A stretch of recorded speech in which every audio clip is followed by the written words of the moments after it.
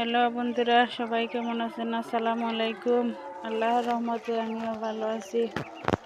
বিশেষ করে খামারি ভাইদের উদ্দেশ্যে নিয়ে বলতেছি যে আপনারা যদি খাবার খরচ কমাইতে চান, ওই দেখেন আমি এখানে ঘাস, ধানের কুড়া, এরপরে কচু শাক এগুলা খাটিয়া পানিতে জাল দিয়া চুলার মধ্যে আমি হাঁসের জন্য খাবার তৈরি করছি।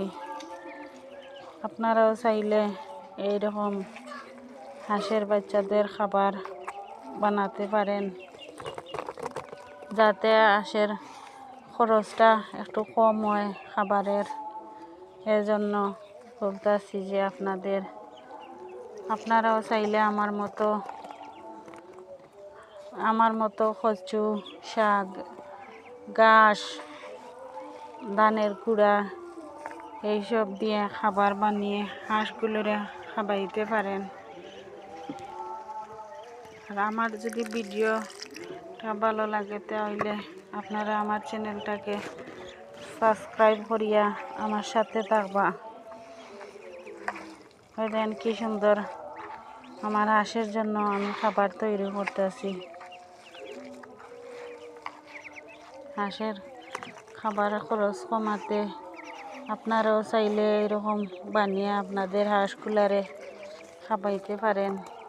সবসময় প্রাকৃতিক খাবার দেওয়ার চেষ্টা করবেন, তাহলে সবসময় আপনাদের হাঁস মুরগ এগুলা সুস্থ থাকবে আমার মতো।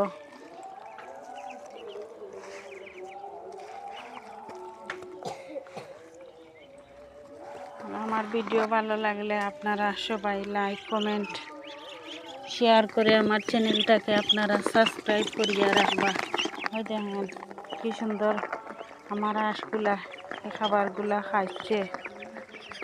আপনারাও প্রথম থেকে যদি এইভাবে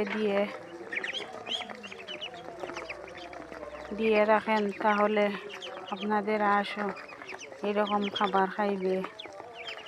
আপনারা সবাই আমার এই হাঁসগুলার জন্য দোয়া করবেন, যাতে সবসময় সুস্থ থাকে। আল্লাহর রহমতে আমার সব হাঁসের বাচ্চাগুলা সুস্থ আছেন।